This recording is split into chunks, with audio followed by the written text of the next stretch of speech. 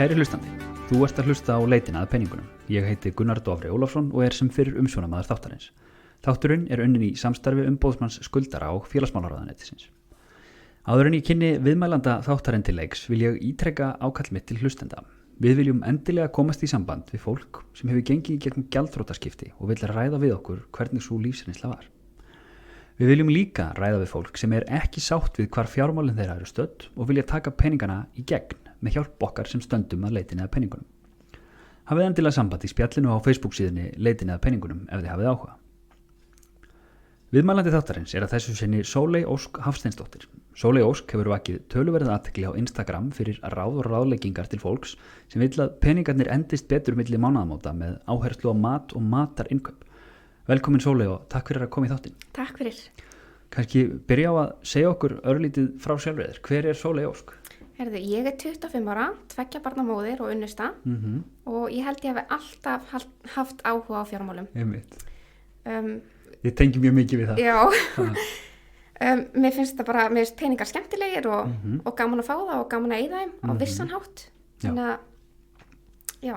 Já, þú starfaði þangað til nýlega, var það ekki fyrir Bónus, en ert núna vinnur fyrir Heildsala. Já, það var í Bónus í 9 ár. Já, og hefur kannski alla tíð verið dálítið vinnusöm. Það er svona Instagramið ber það með sér. Já, ég er mjög aktív og á erfitt með að stoppa. Það er alltaf svo leis. Ef við færum okkur aðeins að þessu Instagrami, ég hef svona verið að glugga í þetta og þú ert búin að taka þarna inn mjög áhugaverð highlights hluti sem að eru svona, þetta eru hlutir eins og við rættum hérna áðan sem að eru, sko, þegar maður er búin að mastera þá eða þegar maður er á þeim stað að skilja þá eru svo ótrúlega einfaldir en vefjast svo mikið fyrir svo rosalega mörgum. Það er bara það hvernig þú átt að kaupa í matinn og hvernig þú átt að láta matinn endast. Já, þetta er eitthvað sem þú fjalla mikið um. Hvernig nálgast við þessi mál? Sko, það hefur enginn kennt mér neitt nefnum bara ég flutta heiman og þurfti að sjá þetta sjálf. Já. En ég fekk samt sem áður þegar ég var yngri að vera með mömmu. Ég bjó með mömmu og bróðum mínum og ég tók þátt í öllu og við vorum bara fengin til að taka þátt í öllu. Við fórum með mömmu í búð og við áttum sjálfa að velja í körfuna þar sem okkur langaði að borða og svo var það bara okkar ábyrgð að borða það. Það var því að mamma vildi ekki henda mat. Ok. Já, þurftu þið líka að velta fyrir ykkur hvað hlutinni kostuð? Gáttu þið bara að tekið hvað sem er eða? Nei, við þurftum ekki að velta fyrir okkur kostnaði. Við vorum svo heppin að geta farið í búð og keypt það sem við vildum en við samt sem áður fengum fullt val inn í ávöxt á grænmetiskeili en sko mamma sagði aldrei nei. Við neinu í búð en við spurðum aldrei um snakka, nammi og keks og eitthvað. Það var eitthvað sem var ekki til á mínu heimili. Já, okay. Og þetta var bara ekki í boði og við spurðum ekki um þetta og þannig að við fengum fullt val annars staðar. Hörku uppeldi. Já, það var það. En þú að koma upp að þið borðuðu ekki eitthvað sem þið völduðu? Breyttist á reglunar eitthvað? Nei, ekki þannig sko. Alls ekki. Það var engin skammaður eða neitt svoleiðis. Bara kannski mynd á það í næstu búðaferða að við borðuðum ekki þannan mat síðast eða eitthvað svoleiðis. Akkurat. En þú hefur nýtt þér þessa þekkingu í að þú tala við fylgjendur þín á Instagram sem eru rétt tæplega 2000 svona hluti eins og hvernig þú eigir að skipuleggja matarinnkaup. Er eitthvað svona efst á baugi hjá þér? Hvað er efst á lista í því þegar þú skipuleggur matarinnkaup? Við erum mjög vanaföst. Maður þarf alls ekki að vera vanaföstur þegar maður skipuleggur svona innkaup en það er bara heppilegt fyrir okkur. Við bara kaupum oftast það sama og förum stundum út fyrir þægindaramman en þá er það líka bara borðað. Það fer bara í körfuna það sem verður borðað. Já. Og svo eigum við líka bara mat á heimilinu sem er borðaður. Og það er ekkert, við förum í búð alltaf á sundum og það er ekkert sem situr mikið eftir. Við erum nánast bara búið með matinn á sunnudum. Þannig þeir eru bara með svona vikulager hérna? Já, en við gætum alveg verið lengur. Það er oft til einhver matur inn í fristi og eitthvað svona og þetta er engir afgangar eða einhver vondur matur. Við kaupum bara það sem okkur langar að borða og hann er til. Og svona tekst ykkur að halda niður í kostnaði? Já, sko við eyðum ekkert rosalega lítið í mat en við kaupum mat sem við viljum borða og við hendum ekki mat þannig að við erum ekki að spája að spara þegar kemur að matarinkaupum, við erum bara að spája að borða matinn sem við kaupum sem náttúrulega sparnar út af fyrir sig því... Já, sjálfsagt, já, við erum ekki að henda mat Akkurat, því eins og hlustundum er sennilega orðið kunnugt þá vinn ég aðalega fyrir Sorpu og það sem við sjáum einmitt afleiðingarnar af því að fólk kaupir allt of mikið mat og hendir honum þannig að það eru bara rosalega mikið magna verðmætum að fara í ruslið og svo er fólk ekki einu svona að henda útrunnum mat þetta er bara búið að sitja of lengi í skápnum búrskápnum þannig að bara eitthvað kekk sem einhver keypti og vill ekki borða af hverju var það keypt einhver svona vara sem einhver sá hjá einhverjum influencer og bara þetta er eitthvað spennandi, ég verð að prófa þetta svo er þetta ekkert gott þannig að þið forðist þetta er rosalega skemmtileg nálgun á sparnað ekki það að neita sér hluti sem maður vill heldur bara að kaupa þá í réttu magni já, klárlega og svo förum við bara í búð á sunnudögum og stundum skortur okkur nammi eða aðra nauðsynjar í miðri viku ég bara tekið til það ráða að baka köku eða nart á suðursúkkulaði eitthvað sem er til það er bara það gerir mig ekkert óhamingjusama þetta er bara gaman Ég sá einmitt á Instagraminu hjá þér að það komur svona dagar þar sem að það var lítið til og þú bara gerðir strandhögg inn í skápana og týndir eitthvað til þess að geta búið til mat ertu þú ert ekki mentuð í því að búa til mat þú ert bara hugmyndarík og uppátækjasöm nei, ég er ekkert mentuð ég kláraði framhaldsskólan en við bara eins og ég segi þá kaupum við mat sem okkur langar að borða þannig að það er ekkert í skúffunum eða ískapnum sem engum langar í þetta er allt matur sem okkur langar í og ég held að allir og ég þar á meðal geta tengt við það er eitthvað í skápunum sem er bara, þú hendir því ekki fyrir að þú flytur þú kaupir einhver tíma og svo bara 5 árum síðar þá bara, hvað er þetta? Þannig að þið eru laus við það algjörlega þó svo að þið hafið reynda verið að flytja dálítið oft núna, er það ekki? Fjölskyldan Jú, við erum búin að flytja núna 2 á mjög stuttum tíma eða á 2 árum en 3 við erum búin að flytja 3 við erum búin að eiga 2 íbúður og nú erum við komin í leigu íbúð en ég held að ég get sagt að fór nánast engi matur í rusli þegar við fluttum það er magnað þegar þú komst hérna þá og við sitjum hérna við borðið og þú ert með 4 er það ekki svona skipulagsbækur með þér þú berða með þér að vera dálítið skipulag Já, ég er mjög skipulagð og líka þegar kemur á fjármálum og bara ég held ég hef alltaf verið það Þú ert til dæmis með útgjaldabók fyrir bílinn þinn segðu mér aðeins frá henni, hvernig kom það til? Ég eignaðist fyrsta bílinn minn 2014 þá var ég búin að vera með bílprófið í ár og var byrjuð að vinna á þessum tíma ég bjó í Vogunum rétt hjá Vatnsleysuströnd Suður með sjó fyrir þá sem það þekkja og ég fekk bara lánaðan bíl til að keyra í Bónus í Njarðvík, þar vann ég og það var ekkert máli, eða einhver skuttlaði mér og ég man mér að ég borgaði með 4.000 fyrir bensín mánaðarlega að ég fekk stundum bílinn en að lánaðan þá var ég að vinna helgar og ekkert sem hún baði ég er bara í mjög sjálfstæði þegar kemur á fjármálum og ég legg inn á bara og vil helst ekki tala það því að þá kemur mamma og bara akkurat að leggja inn á mig ég notaði bílinn en ég eignast sem sagt bíl mér var gefið hann 2014 sennilega nánar tiltekið 16.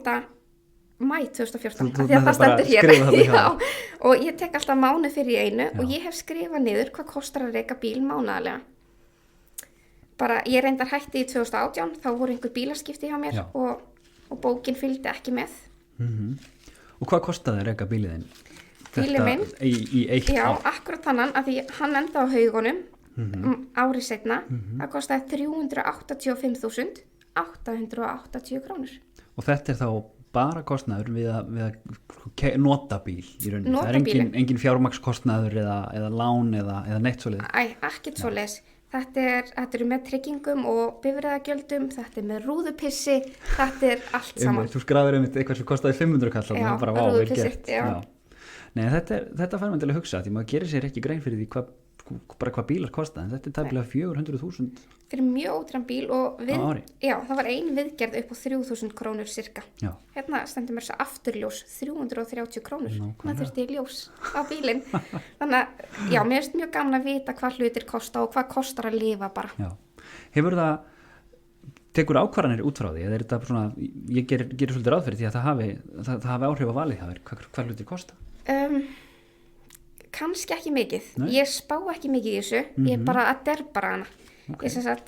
Ég er ekki sár yfir þessum 400 skalli sem fór í bílinn, alls ekki, hann bara kom mér á það sem milli það kostaði, staða akkurat. og bara sé ekki eftir krónu. En já. En aðeins svona út í þau verkefni sem þú ert að sinna akkurat núna, og mér líður pinku illa að vera að fá þig að koma í eða tímaðinum í eitthvað hlaðvarp þegar þú ert að byggja hús. Já. Segðu mér svolítið frá því, hvernig kom það til og hvar er það statt í dag? Sko, við erum að byggja hús í Skarðshlíðinni, við erum á degi 8 í dag. Já. En það eru 5 mánuðir síðan við tókum ákvörðun að eiga lóðina. Við sóttum og það var staðfest. Fyrir þau sem ekki vita hvar Skarðshlíðin er. Já, það er vellirnir í Hafnarfirði, það er ennþá lengra. Já.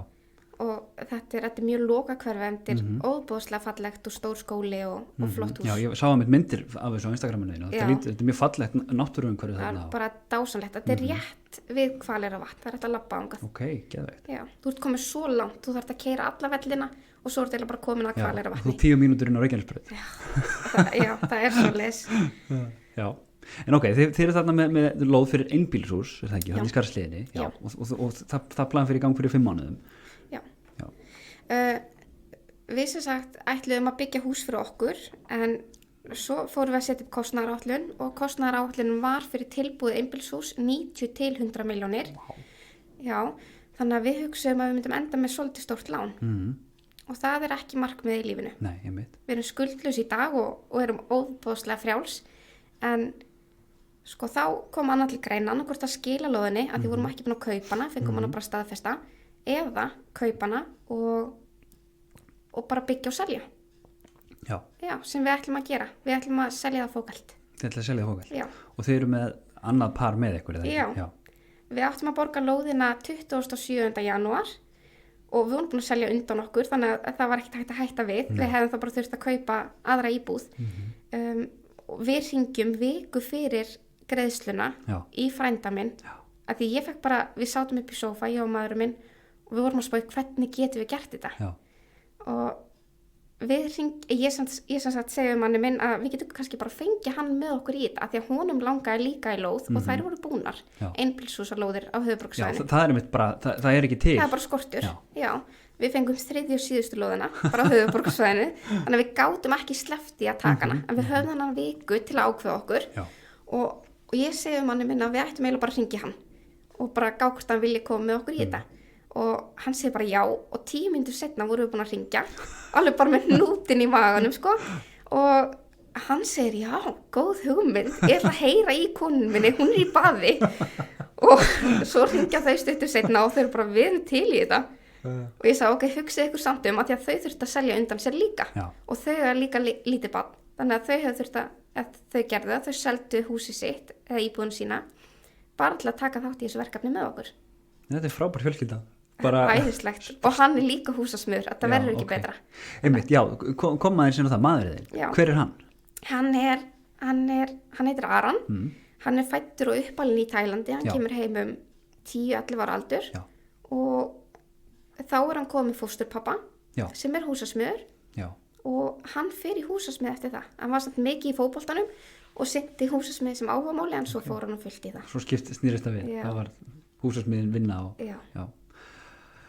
Og þú sagðir hérna, hann ber hittan og þungan af þessum framkvæmdum fyrir ykkar hönd í þessu. Hann gerir það. Leið og ég fattaði, sko, já, ég kannski kem inn á það að rétt áður en ég átti að borga lóðina, eða við áttum að borga lóðina, þá voru við komin með teikningar upp á 2,5 milljónir. Þannig að það var annarkvort að tapa þessum teikningum, að því að þetta var tilengað þessu húsi. Ég skil þig. Eða bara go for it og borga fyrir þessa lóð sem var rándýr og halda áfram með þetta verkefni og sem betur fer vildu þau koma með okkur í þetta. Frábært. Þau vildu bara vaða. Bara rosalega hvatvís og við bara fórum á stað í þetta verkefni. Skemmtilega. Já. Þið, eins og þú segir, þið eru að kaupa þetta hús, þið eru að byggja þetta hús til að selja það. Já. Hvað kemur til að þið farið í þannig verkefni? Að því að þetta er bara ofdýrt. Já. Þetta er bara, við erum bara 25 ára. Ég hef bara verið á vinnumarkaði 7 ár og þar af var ég 2 ár í fæðingarorlofi og bara nýfarin að vinna aftur. Og við ætlum svona að fara að safna okkur upp í það að kaupa okkur lóð og þaðan selja íbúðina og þaðan að að borga fyrir framkvæmdur og þetta var orðið svo dýrt og mikið verkefni, miklu meira en við gerðum okkur grein fyrir. Já. Þannig að það var bara dugið að dreipast. Eiginlega. Já. Og þetta gengur ótrúlega hratt hjá okkur. Ég var bara að skoða myndir hérna áðan og ég trúið ekki þessi sko degi 6 eða 7 eða 8, nei, degi 4 fyrir ekki. Nei, við erum á degi 8. Þeir eru á degi 8, já, og ég hugsa sko hérna, það búið að vera að byggja þetta hús í 3 mánuði. Þeir eru bara... Já, þetta er bara rosalegt sko, ég bjóst aldrei við þessu. En það tók langmestan tíman að fá byggingarleyfi og allt þetta, þannig að þeir eru bara búin að vera að bíða eftir að geta byrjað og þeir eru fullir orku og bara loksins geta þeir byrjað. Þannig að við vorum að steypa sökkulinn í gær, þeir eru að rífa mótin bara akkurat núna og já. Magna. Já. Og þetta Aran er ekkert í þessu, hann er ekkert í þessu allan daginn? Nei, hann er í vinnu. Já, þannig þetta eru bara kvöld og helgar? Já, og eina ástæðan fyrir að við erum að drífa í þessu núna en ekki á 5 ára planinu eins og planin var að gera, að byggja húsið, er að hann á einu fæðingarólof líka. Sem við erum að fara að nýta í, þá getur hann verið á launum á meðan hann er að byggja. Já, og það rennur út núna í sumar. Mjög sniðugt. Og hvað svo? Þegar þið eru búin að byggja hús og selja það fyrir, hvað vonist þið til að selja það fyrir? Hver selum að fólk held einbýlishús á í dag? Sko, við erum að gera þetta í fyrst skipti, þannig að við vitum það ekki, en það er hús í götunni sem seldist daginn. Við vitum ekki hvað það seldist á mikið, en það var fókalt og ég held að neðri hæðin hafi verið tilbúin til tréverks. Já, einmitt. En það var einingahús og okkar er steypt, þannig að það er smámunur þar, okkar er aðeins veglegra. Það fór á sölu á 90 milljónir. Ok. Já.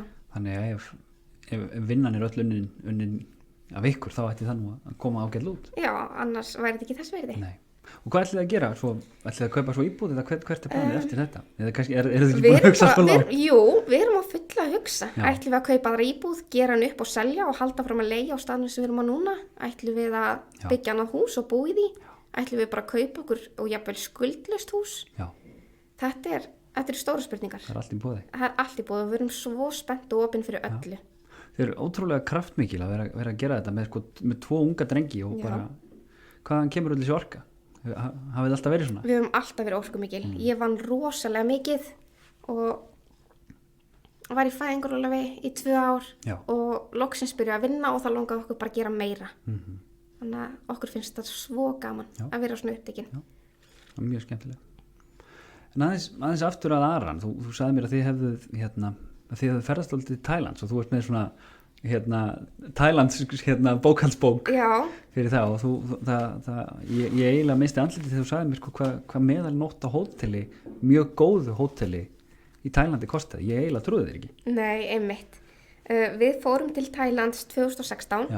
Ég held að hafi september, lok september, við vorum allan októbermánuðin úti og við byrjuðum í Danmörku og það stendur hérna hvað við gerðum í Danmörku meðal annars, það er allt skráð niður í þessa bók. Þetta er svona ferðasaga að skrifa með bara kvittunum. Já, það eru kvittanir og hvað við gerðum og hvað kostaði að borða og sofa og hvað kostaði að lifa í Tælandi. Því ég hef svo mikið áhuga á bara hvað kostar lífið, hvað kostar að reka bíl og heimili og allt það. Við sem sagt, meðalnóttin í Tælandi var 3.350 krónur. Það er ótrúlegt. Það er ekkert smá miðað við að við vorum 2 nætur í Danmörku og hérna stendur 50.000. Þannig það kostaði álíka mikið bara Tæland og Danmörk, það munir ekki miklu. Já, og við vorum mánuð í Tælandi. Já, einmitt. Já, ég man líka að við eittum sikkurum 400.000 kallinum í heildina með flugi til Tælands og að lifa í mánuð, keyptum okkur allt sem við vildum og gerðum allt sem við vildum, ferðumst á ég veit ekki hversu marga staði, bara allt með flugvélum og bara, þetta var æðislegt. Og maður hugsar til þess að maður getur, að því ég talaði við Snæfríði hérna Ingadóttur sem hefur verið með það sem heitir svona home exchange, þess að fólk skiptir á húsum. Ég hugsa að maður geti farið ansi langt á því bara Airbnb íbúðina sína þegar ferðamenn koma aftur og bara verið í Tælandi lengri tíma. Já, og svona ótrúin stöðum. Já. Þetta er bara æðislegt.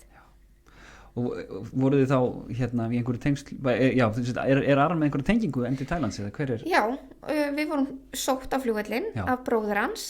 Hann á 2 eldri bræður sem búa ennþá í Tælandi. Hann var svo eini sem kom heim, hann og mammans. Þau búa bæði hérna á Íslandi í dag og hann á 2 bræður og annar þeirra sótt okkur, var með okkur fyrstu dagana, svo fór hann heim og við heldum áfram að ferðast og hafa það gaman, við 2 bara. Skemmtilegt. Og svo fórum við heimabæinn hans Arons líka. Ok, hvað heitir hann?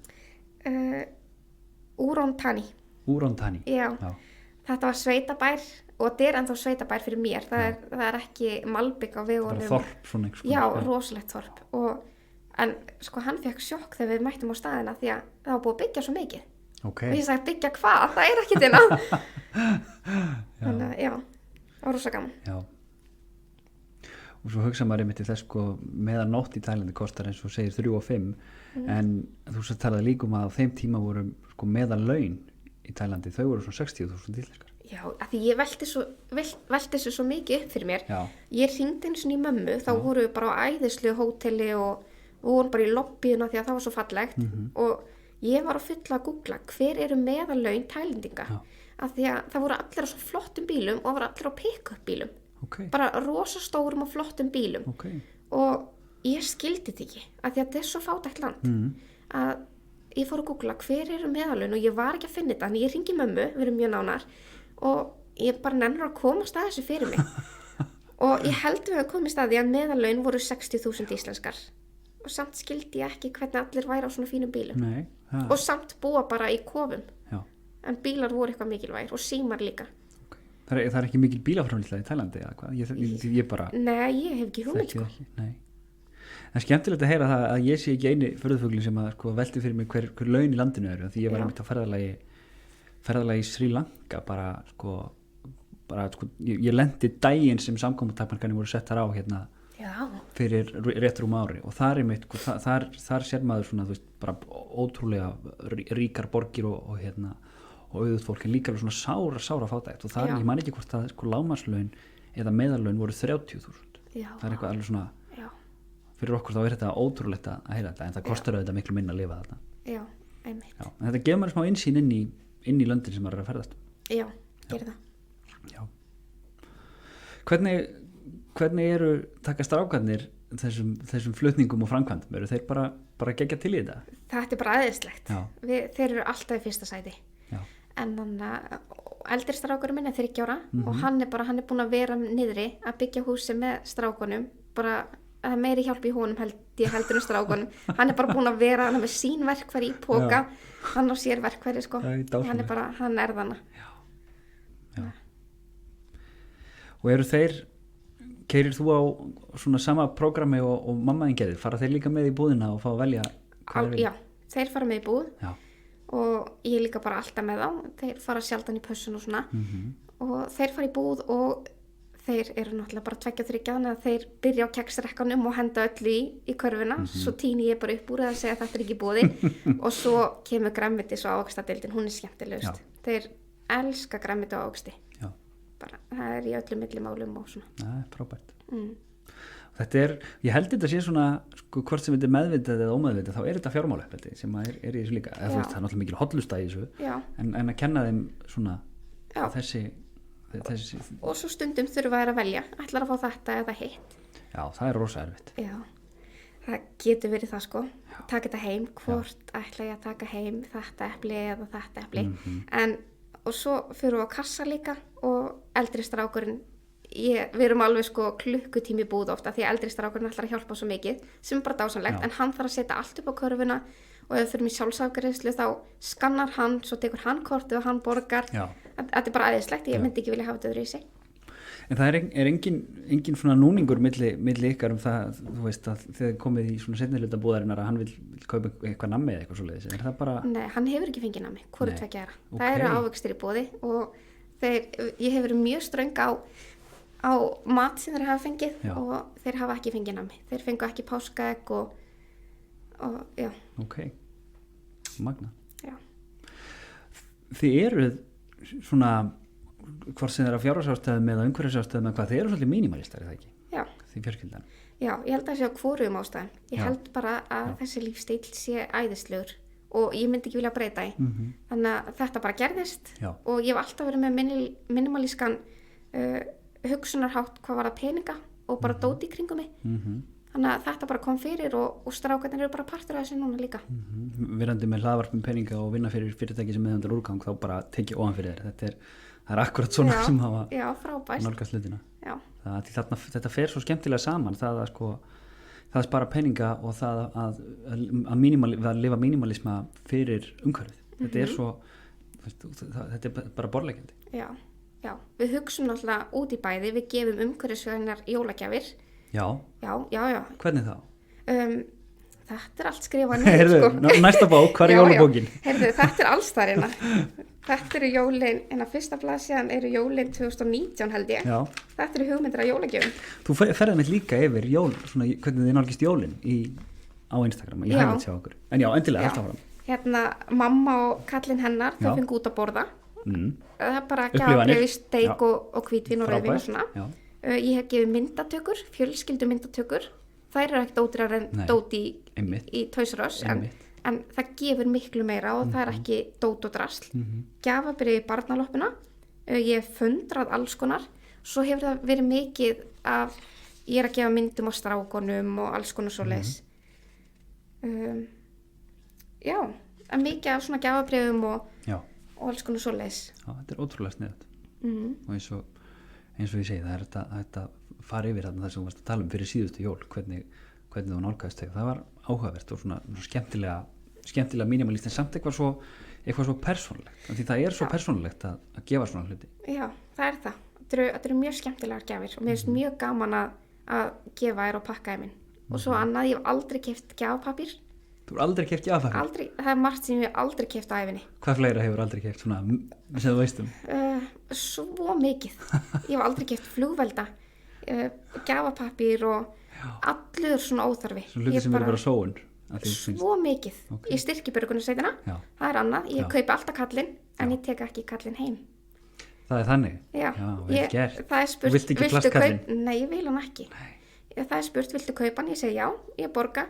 Svo ætlaði að láta mig fá, ég segi nei, mátt bara selja hann aftur. Ég hef ekkert við hann að gera. En ég er svo til ég að styrkja. Þannig að það er rosalega margt sem ég hef keypt og ekki keypt í rauninni.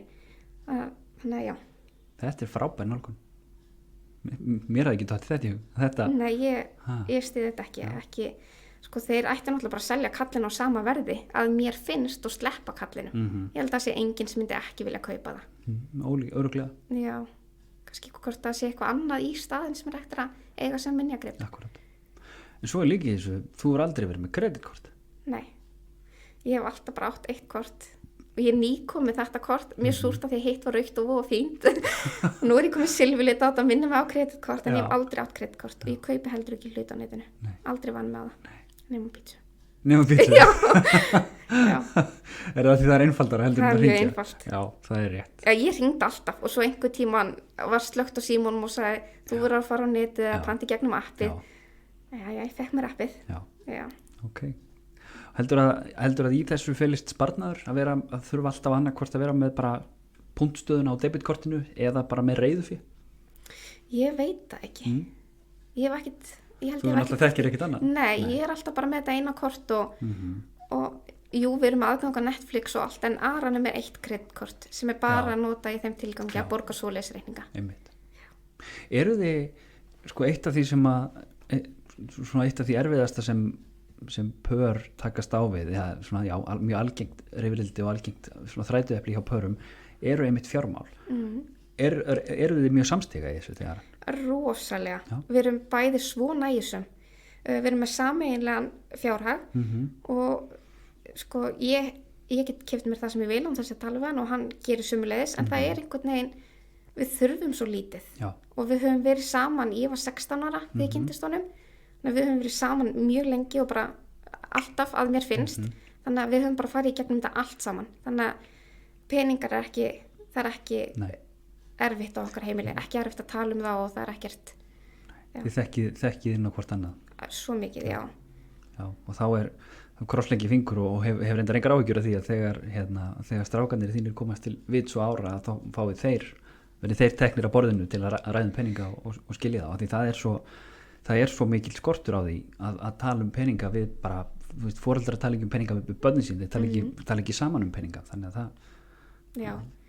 sko, mér finnst mikilvægara, bæði mikilvægt, en mér er svo mikilvægt að þeir taki þátt í öllu, fara í búð og fá að vera með.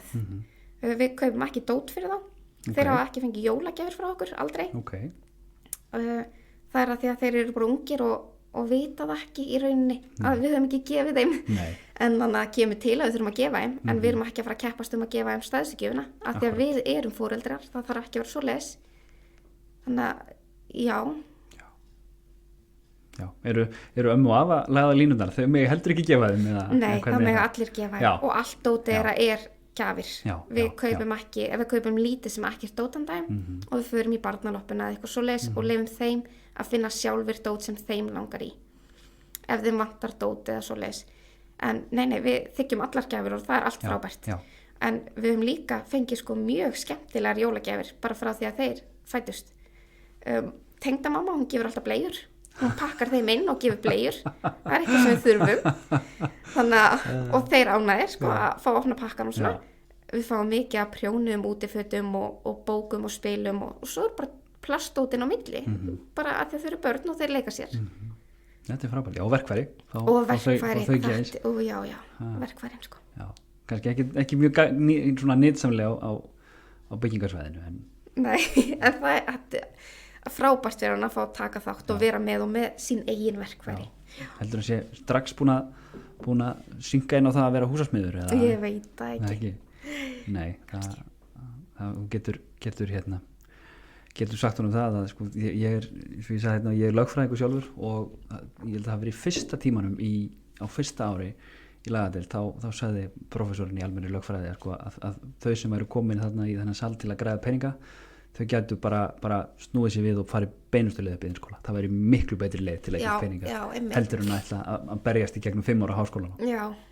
Þannig að það svona bara til að koma því að. Mér langar aðeins að skipta gír og fara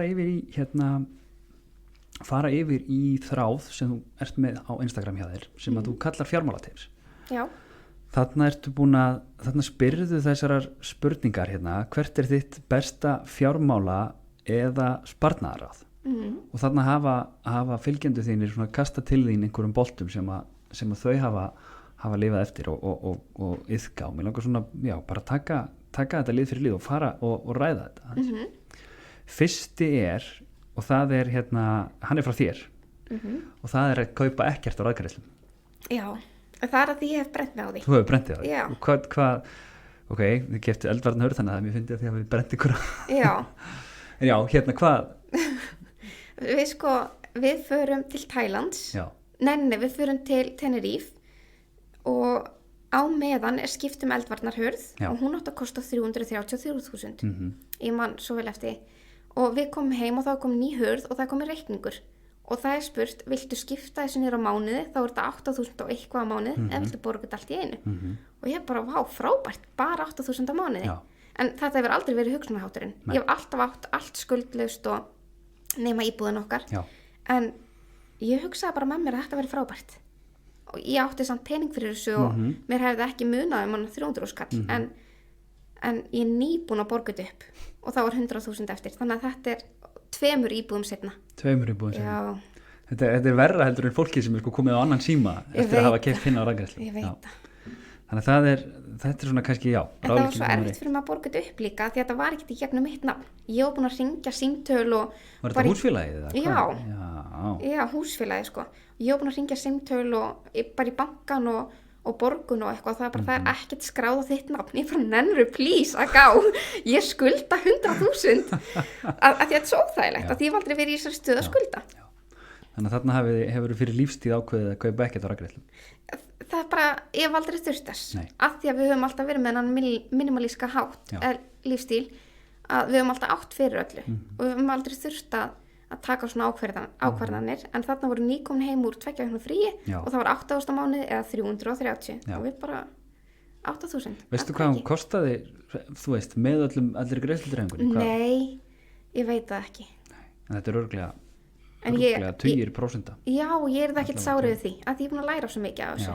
Bara, hún böggaði mig svo mikið þessi raðgreiðsla og ég ætlaði alltaf að fara að borga hana upp og ég hringi í símtöl og það er bara ekkert skráð mitt nafn. en ég bara, þetta fer að vera búið. Mér fannst ég svo lengi að borga þetta upp og svo loksins þegar ég heyrði í húsfélaginu og svo, já, þú ert 16 mánuð eftir. Ég sagði, nei takk, ég ætla bara að borga þetta núna. Og þá bara gekkst í það? Já. Vel gert. Takk. Heyrðu, svo hérna að fyrsta sem kemur, það að fólk ráðleikur að taka strætó og borða hafragraut.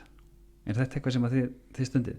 Nei, við lifum lúxuslífi. Við lifum lúxuslífi? Já, á ákveðin hátt. Já. Jú, við borðum hafragraut og strákarnir fá hafragraut í morgumat. Það er ekki valum sigra morgunkotn heima hjá mér. Nei, en strætó, nei. Nei, kannski erfitt upp í Skarðshlíðinni. Já, en það er ekkit eitthvað sem við myndum útiloka, alls ekki. Þetta er bara, við þurfum að koma 2 börnum á leikskólan og svona, og ég er að vinna lengst niður í bæ, þannig að ekki núna. Já. Þetta er eitthvað sem ég get tekið til mín, því ég bara það eitt að borða seríós á mótnana, það er, þá ertu strax komin á þann stað að vera að borða miklu dýrar í morgumat heldur en þú gætir eins og einmitt hafragraut. Já. Og það talaði að matur standi með manni gegnum daginn, hafragrautur eru örugglega eitt af því sem stendur hvað mest með manni. Þannig að þetta er eitthvað sem ég ætla að taka til skoðunar, að borða hafragraut frekar en. En hann er líka bara svo góður. Við færum aldrei gegnum lífið með því að borða vonda mata því að það sparar okkur nokkra krónur. Nei, einmitt. Alls ekki. Ég var rosalega lengi að taka hafragraut í sátt vegna að ég er svo viðkvæmur fyrir áferð í mat. En hafragrautur á mínu æskuheimili var líka bara svona, hann var svona mauk eldaður. Þannig þetta var svona, já, en svo kynntist ég hafragrautur svona stórum höfrum, miklu betra. Bara svona eldað í 1 mínútu, bara svona gert volt, þá er þetta geggjað. Þannig það er, já, lærum það. Heyrðu, svo er eins sem talar búa til budget eða svona, já, útgjaldaáætlun fyrir hvern mánuð. Og þetta er eitthvað sem þú hefur gert. Já, ég veit hvað kostar að lifa í mánuð og hvað er mikill afgangur af laununum og hvað matur kostar á bensín og hvað fyrir mikið í hvað. Já, mikilvægt að vita, þótt þú gerir þetta ekki alla mánuði, þá er bara mikilvægt að þú vitir sama hvað þú stendur, hversu góð laun eða léleg laun, hvað er það eða mikið í óþarfa og hvað fyrir mikið í mat og svona. Bara, ég held að það sé nauðsynlegt fyrir alla að vita hvert peningurinn fer. Ef þú tekur 1 mánuð af 12 og bara veist af þessu, bara hafið þetta í huga. Já, þá ertu strax komin með svona einhvers konar, svo maður sletti baseline fyrir það hvað það kostar þegar komast af 1 mánuð. Já, og svo gaman að gera þetta nokkra mánuði í röð og skora á sig. Já. Það er rosalega gaman. Þótt það sé bara 10.000 og þá er þetta svo æðislegt. Einmitt. Þannig það er þá líka 10.000 sem þú veist að þú getur sparað þér og getur nýtt kannski eitthvað skemmtilegt. Já, og hugsunarhátturinn okkar hefur samt aldrei verið þannig að ef ég spara 10.000 þá má ég eyða honum. Nei. Er það bara að því að við höfum ekki þurft neitt. Akkurat. Þannig að við þarf ekki fyrir peningin, þá þarf ég ekki eftir peningin. Kauphöfnun okkar breytist ekki, útborgun breytist ekki þegar við seldum íbúðuna og fengum peningin okkar tilbaka. Já. Eyddum ekki krónu þann dag. Nei, við áttum mat í skapnum, við áttum bensin á bílnum og þetta er einmitt eitt sem ég tengi rosalega mikið. Ég er svona, mín eðsla er yfirleitt bara svona fasti yfir mánuðinni yfir bara liggur við yfir árið. Það breytist úðalega lítið óháð því hver staðan á reikningum er. Þetta er auðvitað líka til marks það að maður hefur bara nóg á milli handana. Það er ekki, sumir eru bara á síðasta snúningi þetta. Já, mánaðamótin og svo breytist allt í einu kauphegðunin og þá allt í einu fólk orðið gráðuðar og jafnvel svengra og kaupi meir í búð. Já, hann talaði mitt þetta þegar hann kom og talaði við með Haukur Hilmarsson. Hann talaði þetta umslagakerfi svo kallað. Já. Að skipta mánuðunum bara niður í 4 eða 5 vikur eftir hvað er margir mánudagar í vikunni. Einmitt. Og bara ákveða fyrirfram hvað það ætlar að eyða miklum peningum á þeim tíma. Já. Og það er mitt svona, ég er bara svona, ég þarf þess ekki, en það er frábært að hafa svona kerfi fyrir það fólk sem þarf það. Já, algjörlega. Heyrðu, næsta. Við erum með sér reikninga fyrir öllu sem er lagt inn á hver mánaðamót, svo það sé peningur til þegar þörf er á. Þetta er einmitt eitthvað sem hefur verið mikið talað hjá okkur. Við tölum mikið það að fólk þarf að eiga bara til dæmis varasjóð og neyðarsjóð. Og ég er svona, hvernig nálgist þið það? Sko, ég legg frá 10% af mínum launum og við erum með sameiginlegan fjárhag, þannig að ég tek bara 10% af mínum launum og það er náttúrulega bara okkar peningur í staðin fyrir 5 og 5 eða eitthvað. Þetta er bara gæti verið meira og gæti líka verið minna en þetta fellur allt bara í einhvern sjóð. Við erum bara Hvernig, eitt svona ein pæling sem ég nota þegar til að spara peninga til svona kannski lengri tíma, það er að hafa þá að fela þá fyrir sjálfum sér. Að hafa þá ekki inn í netbankanum sem þú ert venjulegi, heldur vera með það í öðrum banka. einmitt. það eitthvað sem þið gerir? Nei, þannig að því eins og ég segja skiptir ekki máli hver á bókinni. Já, það bara kauphæðunum breytist ekki, við þurfum ekki neitt. Já. Ég get farið marga daga þess að bara vita hver kortið mitt bara grínlaust. Það er bensin á bílnum og matur í ískapnum. Við tökum með okkur nesti okkur meinast þetta í vinnuna og við fyrir í búð á sunnudum, þannig að það er matur til heima. Þetta þið eru til fyrirmyndar með þetta. Svo er eitt sem bendir eða ég veit ekki hvers kyns viðkomandi sem talar að nota peninga, sem kannski óvinsælt á COVID-tímum, en það eitthvað sem fólk notar til að draga úr útgjöldum, gerir ég ráð fyrir, eins og þú týnir kortinu þínu. Já. Mjög að spara mikla peninga. Já. Og svo er annað sem talar að leggja inn á reikning pening sem ég ætla ekki að leyfa mér að eyða. Þetta er einmitt, eins og við töluðum áðan, að hafa sér reikninga fyrir alls konar hluti og þú svarar þessu, ég hef sjálfur notað þessa aðferð, virka mjög vel þegar innistæðan á greiðslukortinu fer lækkandi og maður fer ósjálfrátt að eyða minna. Það er náttúrulega mjög sniðugt. Já, það er mjög sniðugt, þá hugsa maður kannski bara 50.000 eftir og það eru 2 vikur eftir á mánuðinum, nú þarf ég aðeins að skera á matarinkaupum eða eitthvað svoleiðis. Þannig að ég geri þetta ekki, en ég hef prófað og það er mjög sniðugt og þá var ég ekki komið börn og það var hægt að skora eins meira á sig. Við erum aldrei að fara í einhverjar öfgar hér með börn og það er ekki til matur og eitthvað svoleiðis. Alls ekki. Þannig að, já. Og svo eins og við höfum komið inn á áðan, það er talað undirbúa matarinnkaup. Það er einhver sem fer í búð á 2 vikna fresti. Vel gert. Já, ég gæti það ekki. Nei. Það er ekki til svo mikill matur heima hjá mér. Ég gæti það ekki. En ef ég myndi taka það upp núna og kaupa svo mikið, ætli mjólki myndi gera nút. Örugglega. Og ávextirnir búnir eftir viku og það er sumt sem ég vil bara ekki að skorta heima hjá mér. Nei, einmitt. En ef það henta fyrir einhverja, hvað það er örugglega mjög sparnaðsamt. Ég hef sjálfur stundað það að nota svona snjallverslanir eins og bara upp hjá hinum og þessum verslunum og það hjálpar mér rosalega mikið að þar er ég bara svona með hluti sem að ég veit að ég kaupi alltaf á þessum og þessum fresti og bara þá fækkar þeim skiptum sem ég fer í búð og þá fækkar þeim skiptum sem ég get tekið einhverja heimskulegar ákvarðanir í búðinni. Einmitt. Og það hefur gagnast mér mjög vel. Já, og örugglega fullt af fólki. Já, af því það er miklu auðveldara að vera agaður heim í stofu heldur en í matvöruverslun. Já, og þurfa að skrolla í gegnum allar síðan alltaf að finna eitthvað. Já. Auðveldara að leita bara því sem þú þarft. Já, og get ekki og það er ekki búið að stilla einhver upp í verslunni fyrir það sem þú bara, heyrðu, ég vissi ekki að vantaði þetta, næs. Nammi á kassanum og svona. Akkurat, 50% afsláttur og tryggar öll verðlaun. Já, þú þurftir þetta ekki áður en þú fórst í búð, en nú þarft þetta því að þetta er afslætti. Já, þannig að það er, ég vona að verslanirna fari ekki að tróða einhverju svona inn í snjallverslanirna þegar við segjum þetta sé góð leið til að fara. En ég hef nú reyndar svona einhverju liti trú á því að verslanir allavega þær auglýsa sig þannig að það vilja hjálpa mann að spara, hvetja mann til að taka með sér innkaupalista og svo leiðist, þannig að maður krossleggjum fingum með það. Svo talar einn notandi hjá þér síðasta séns hjá Krónunni, er þetta eitthvað sem þú gerir? Nei, ég versla svo lítið við Krónuna. Já, ég skil þig. Ég svona nokkru svona gripið í þetta. Já, ég gripið í þetta í bónus, já. Já, það er líka þannig í bónus? Já, einmitt. Og það er mitt, eins og þú segir, það minnkar matarsón og það viljum við öll. Já. Ég sá meiri segja, einhver tíma þegar það var verið að gefa vörubretti af mat. Já, einmitt. Ég tek ofan fyrir því. Já, ég sé það í Krónunni, já. Það er ótrúlega vel gert. Já. Að því, þú veist, hinn kosturinn væri bara koma með það til mín í sorpu og það hjálpar engum. Nei, alls ekki. Þannig að, þetta er líka bara, þetta er jákvætt fyrir fyrirtækið. Nú erum við að tala um hvað þetta er frábært fyrir Krónuna að gera þetta, að gefa mat og þetta er bara ákveðin auglýsing líka. Já, algjörlega. Og maður hugsa maður fer í einhverjum svona markaðspælingar að þetta vinnur gegn þeirra markmiðum að því þetta mettar markaðin að því fólk þarf ekki að kaupa meira, en það bara verið ekki hafa verið pælt, eða þau hafa bara tekið ákvörðunum að láta það vera og bara gefa þetta samt, þannig að hattinn aftur af. Heyrðu, og svo er eitt að dreifa ekki greiðslum á tryggingum. Já. Það er eitt sem segir þetta. Af hverju ætti maður ekki að gera það? Bara, ég ger það ekki. Það er náttúrulega bara oftast ódýrara, borgið allt í einu en að dreifa því. Já. Þannig að ég hef bara vanið með á það. Ég hef líka vanið með á það að borga sem minnstum mánaðamót. Það er svolítið að vera bara með sem fæsta reikninga. Já. bara ákveða þarftu allar sjónvarpsstöðvar líka partur af því að vera ekki með þessar aðgreiðslur að lán. Ég vil ekki borga mikið á mánaðamót, ég vil eiga peningi minn. Mjög gott.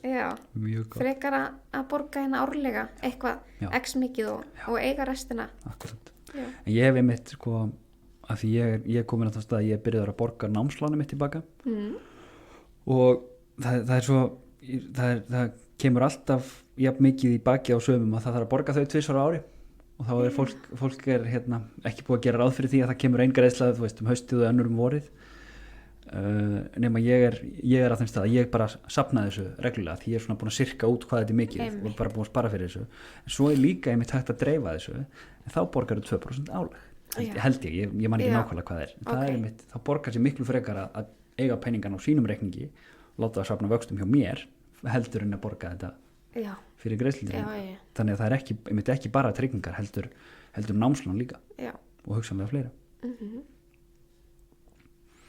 Látum okkur sjá, svo er hérna einhver sem leggur til að fara ekki í búð. Það er kannski svona í takt við það sem við vorum að tala hérna áðan. Eða bara vera í búðinni heima hjá sér. Já, ætlum við að meina það. Eða bara sleppa matarinnkaupum. Já, ég veit það ekki. Ég það er held náttúrulega alls ódýrt að sleppa því að borða. Bara hætta að borða. Já, það er náttúrulega lúmst mikill peningur sem fer í mat. Já, það er það. En ókosturinn er sá að það er, ekki nema sért með rosalega góðan matjurtagarð. Það var erfitt að hætta því. Já. Það var líka bara kannski leiðilegt. Það væri mjög leiðilegt. En já, það er erfitt að mæla með því að fara ekki í búð en við hugsunum þarna kannski sko ekki fara oft í búð. Já, eða hvort hún sé að talma vesla á netinu. Já, gæti verið. Og svo er ein ábending sem er þessi að bíða í nokkra daga með að kaupa stærri hluti og aðtöga hvort þá vanti raunverulega. Þetta er svolítið skemmtilegt. Já. Ég geri þetta, það er í bókinni eina fyrir fram á mig, þá er ég bara með nokkra blaðsjörina, ekki heilar, kemur alltaf bara inn á milli hérna, mig langar í eða þarf að kaupa stendur. Hérna stendur vantar fyrir aran. Og þá hef ég skrifað niður það sem ég langar í eða vanta og í staðan fyrir að hlaupa út í búð sem bara tímafrekt og allt þetta, þá bara býður þetta og oftast kaupi ég þetta ekki. Það er bara því ég er hægt að spá í þessu og Þetta er svona einhver þörf sem kemur upp og verður rosalega sterk. Já, alltaf fyrst, maður hefur séð þetta einhver staðar. Og svo eftir 1 dag eða 1 viku eða 1 mánuð, þá mannst ekki lengur eftir. Nei, alls ekki. Já. Þetta sé rosalega góð nálgun og það er ekki fyrsta skipti sem þetta kemur upp í þessum þáttum. Ég held að minnst ákosti 2 önnur hafi talað einmitt þetta, að bíða í einhver tíma. Ég held að Sævar Helgi talaði að hann hefði beðið í mörg ár með að spara sér fyrir einhverjum stól. Já, einmitt. Og það var skemmtilegt, mjög skemmtilegt. Heyrðu, svo kemur þetta, það er að greiða aukalegin á lán. Já. Er þetta eitthvað sem þið hafið stundað? Nei, við gerðum það ekki. Nei. Sé ekki eftir því, að því að kom bara ágætlega vel út fyrir okkur. Við keyptum fyrstu íbúðun okkar því ég var 20 og ég var á fínum launum og ég hefði alveg getað lagt inn á slatta sumu mánaðarlega, en í staðinn safnaðist það bara óvart upp. Ég hafði heldur ekki vita því að leggja inn á lánið. Í staðinn safnaðist bara upp og við áttum þá nægilega mikið eigið fé til að kaupa okkur aðra íbúð. Þú séu kaupa aðra, keyptu þá bara... Nei, við seldum heim. Já, þið voru ekki með 2 íbúður á saman tíma. Nei, en það var heimin og hafa milli þessar íbúða segir. Já. Og þetta er bara svona side note. Mér finnst það rosalega skemmtilegt, sko, þú segir einmitt, sko, ég hefði getað gert það. Maður auksar svona fjárhagslega hefði það innan gæsalappa make a sense en þú verður bara að líta á þetta sem svona þarna lærður eitthvað. Já, ég sé ekki eftir krónu sem ég veit á ævinni, þetta er bara minnst svo gaman að læra og við erum í vinnu af hverju að afla sér peninga og notar það ekki. Einmitt, það er ekkert gaman. Jóakim Aðalund, hann er ekki hamingjusamur. Nei, sennilega ekki, sko. Svo við talaði hérna sem er eitt sem leggur til að drekka vatn og kaupa minna af gosi og áfengi og líka það að skipuleggja sig, væntanlega það að það tekur pláss í ískapnum að vera með fullan af einhverjum gosdrykkjum. Já. Hvernig tæklið þið fjölskyldan þetta? Maður minn drekkur mikið af kóki og það þarf að vera kók í dós. Og það er bara allt í lagi, við bara kaupum það. Og veist, ég hef reynt að fá hann til að drekka 2 lítra kók og það bara virkar ekki fyrir hann og af hverju ætti ég eitthvað að reyna að breyta því. Þannig að við kaupum það og við drekkum mikið af vatna því að við erum náttúrulega bara að sýna strákunum líka að vatn er hollt og gott og svona. Ég er svolítið föst í orkudrykkjum Okay. Mér finnst það er það eina sem fer svona rosalega óþarfa hjá mér. Það er orkudrykkir. Já, ég er alveg háð þeim. Ég stoppa í bílalúgu til að kaupa það. Okay. Bara klukkan 8 á morgnana. og bara opna það með lykli hérna og já, bara strax. Já. Ég sleppi því að kaupa það í bónus af því að ég er alltaf að hætta, ég er alltaf að reyna að hætta og ef ég á það ekki í skapnum þá er þeir ekki til.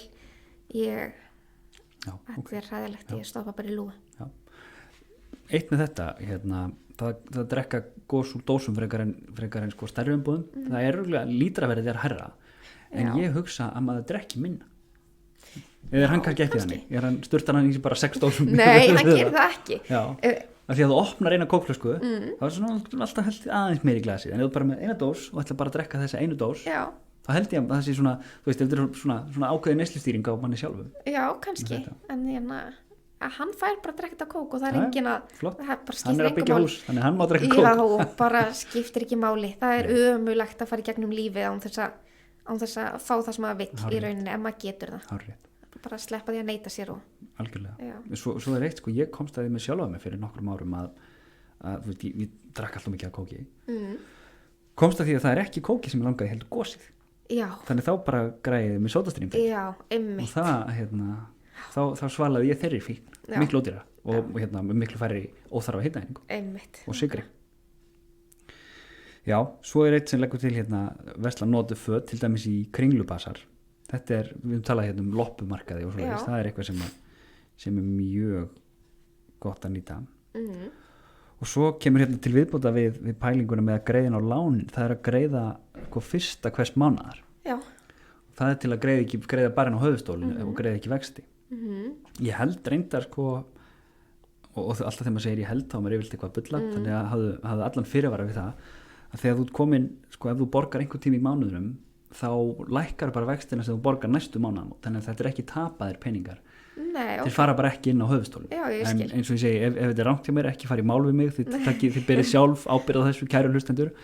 En það, ég held að þetta virki þannig að þá bara lækkar, segjum að greiðslubyrðin mánaðarlega sé venjulega 100.000 og þú leggur 40.000 inn á lánið, þú veist, 10 eða eitthvað svo leiðis, að þá borgar bara 5 lægri vexti næst.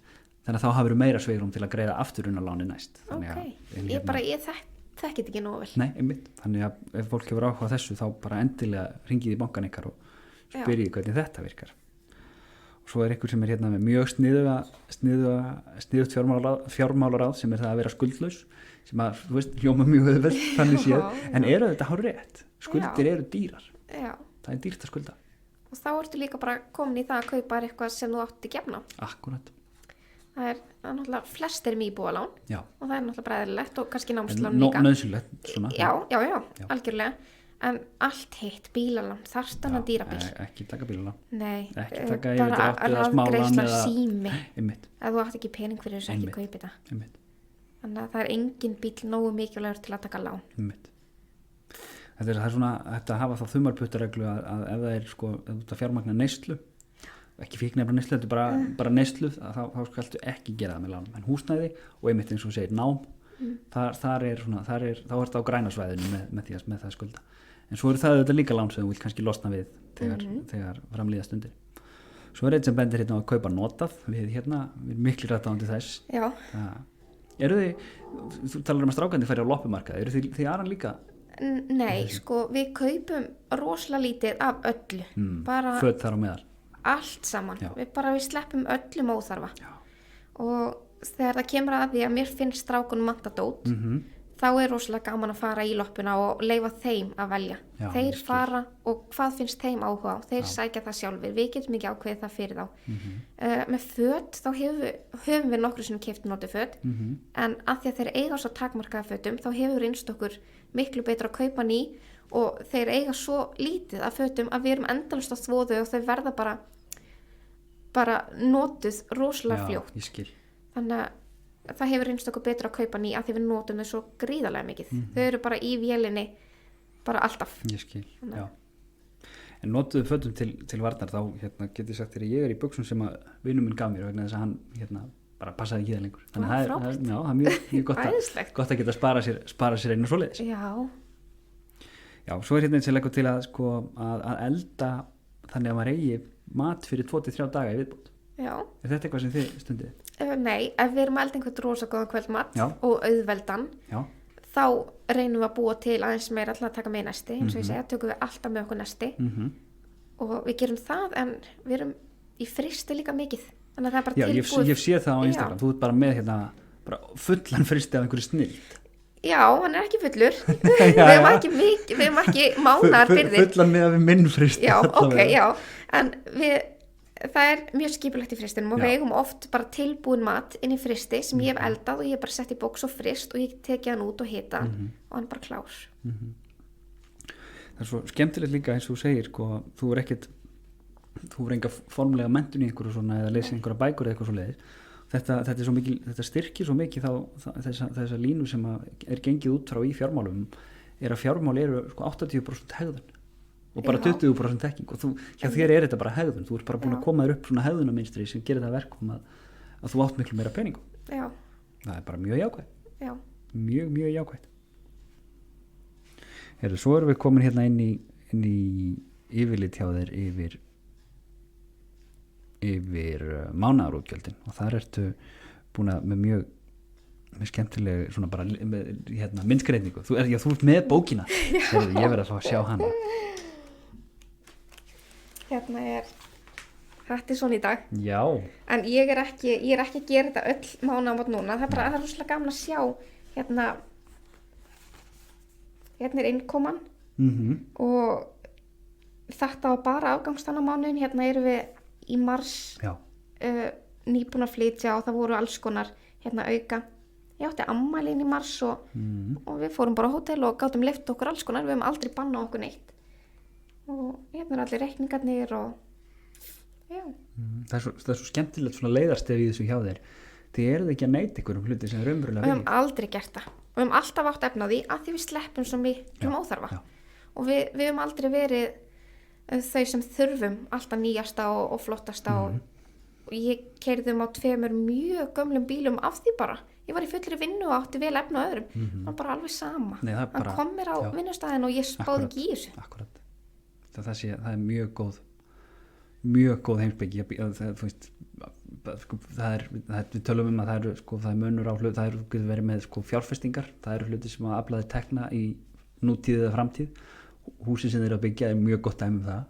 Svo eru til hluti sem eru góð kaup, það er því þú færið hérna einhverja flotta úlpu sem endist í 10 ára á 1/3 af verðinu sem hún ætti að kosta, samt ekki fjárfesting, heldur bara góð kaup. En svo eru hluti sem eru skuldbindingar og það eru hluti sem kosta þig í framtíð. Og bílar eru bara rosalega gott dæmi skuldbindingu og því dýrari sem þeir eru, því meira kosta þig. Þannig að og við erum bara svo einstaklega heppin að vera laus við þessa tilfinningu að þurfa mikið. Við fáum ekki útborga og bara hvað ætla ég að kaupa núna. Nei, að ég heyri þetta svo oft, ég er mikið á milli verslana í vinnunni, ég heyri oft á útborganadegi, jæja, við erum búin að útborga, hvað ég á að kaupa? Og þú þurftir þetta ekki í gær, nú þarft þetta og þú veist ekki eins og hvað þú þarft. Þannig að það er svo magnað. Það er svo mikið léttir líka að bara fara í gegnum lífið og geta keypt það sem þú vilt og leyfa þér það sem þú vilt, af því það er svo sjaldan sem þú vilt eitthvað. Og þessi hegðun, það að eyða öllum peningunum sínum leið að færa þá, gerir það kannski að verkum að þú eignast fleiri svona litla hluti sem þið langar í, en aldrei stóru hluti. Já, einmitt. Nú erum við 25 ára og 27 að byggja okkur einbýlishús og ætlum að gera það skuldlaust. Bara, já, vel gert. Takk fyrir. Vel gert. En við höfum ekki nýjasta bílinn og síman. Ég held ég hef keypt með 2 síma á 10 árum. Ha? Já, reyndar síminn sem ég er með núna, ég fekk hann í afmælisgjöf frá mömmu. Já. Fyrir 2 árum held ég, en það var bara því að hún neitaði að sjá mig með gamla síman, þannig að hún fór og keypti síma handa mér sem er ákveðin leikur af því að ég gaf henni líka síma. Við erum mjög gjafmild og við gefum mikið á okkur en við kaupum ekki fyrir sjálfan okkur, við bara þurfum þetta ekki. Þetta er rosalega skemmtileg heimspeki og hún virkar held ég fyrir fólk á öllum stigum óháð því hvað það er með miklar tekjur. Það eru þetta fólk sem er með mjög litlar tekjur og hefur rosalega lítið svigrúm. En alveg eins og það þegar maður hefur lítinn tíma að þá er rosalega mikilvægt að skipuleggja peningana sína vel þegar maður hefur lítið af peningum. Já, það er það. Og ég held líka að allir þurfu bara að skipuleggja tíman sinn betur óháð fjármálum. Það er partur af því að fara í búð einu sinni í viku, það annars vegar að við þurfum ekki að fara í búð eftir leikskóla og strákarnir þreyttur og vilja fara heim og leika og allt það, en líka ein lítil búðaferð, hún 5.000–10.000 og jafnvel vantaði bara mjólk og svo kaupir nammi og þetta. Þannig að tíminn sem þú sparar bara í að fara í færri búðaferðir og við erum með fáar tímapantanir, við förum ekki í klippingu. Já, ok. Það margt sem við gerum ekki, bara sem okkur þykir óþarfa. Ég klippi mig sjálf, ég klippi manni minn og maðurinn minn klippir strákana. Það fyrir enginn á okkur í klippingu. Það frábært. Já. Þið eru rosalega svona sjálfum ykkur nóg. Svo mikið, við erum svo kátt. Date night fyrir okkur að við kaupum okkur mat og borðum upp í sófa og horfum á góða bíómynd. Jafnvel bíómynd sem við séð áður því að þá vitum við að hún sé góð. Það er ekki að taka áhættu og hún sé léleg. Það frábært. Já. Það frábært. Ég held að við ættum að setja punkt við þetta hérna. Þetta búið að vera ótrúlega áhugavert og skemmtilegt samtal og ég veit líka að þú klæðir í puttana að fara að kíkja á hvernig húsi gengur hérna. Já. Það verður gaman að fylgjast með áfram hvernig framkvæmdirnar ganga hjá okkur. Bara aftur, tek góðan fyrir ykkur fyrir að leggja út í svona verkefni og eins þá bara hvetji alla sem að hlusta til að kynna sér Instagramið. Þarna sko, við höfum komist yfir kannski svona 1/10 af því sem við sett þarna inn. Þarna hafsjór af upplýsingum og ráðleggingum það hvernig fólk getur skipulagt matarinkaupin betur og farið aðeins betur með peningana sína. Þannig að og þetta handlið þitt bara Sóley Ósk engin íslenski stafir og engin bil og ef fólk slæðir inn Sóley Ósk Hafsteinsdóttir þá finnur það mjög hratt og vel, þannig ég bara hvet fólk til að kíkja á þetta. Takk kærlega fyrir komuna í þáttinn, Sóley, það var gaman að hafa þig. Takk fyrir mig. Og ef þú hlustandi kæri hafðir ánægju eða gagn af þessu spjalli þá máttu endilega benda vinum þínum og fjölskyldu á að hlusta á leitina að peningunum. Og ef þú lumar á áhugaverðri sögu heimilisfjármál, vilt spyrja spurninga eða benda á góðan viðmælanda, máttu endilega hafa samband á Facebook síðunni Leitin að peningunum. Takk fyrir að hlusta.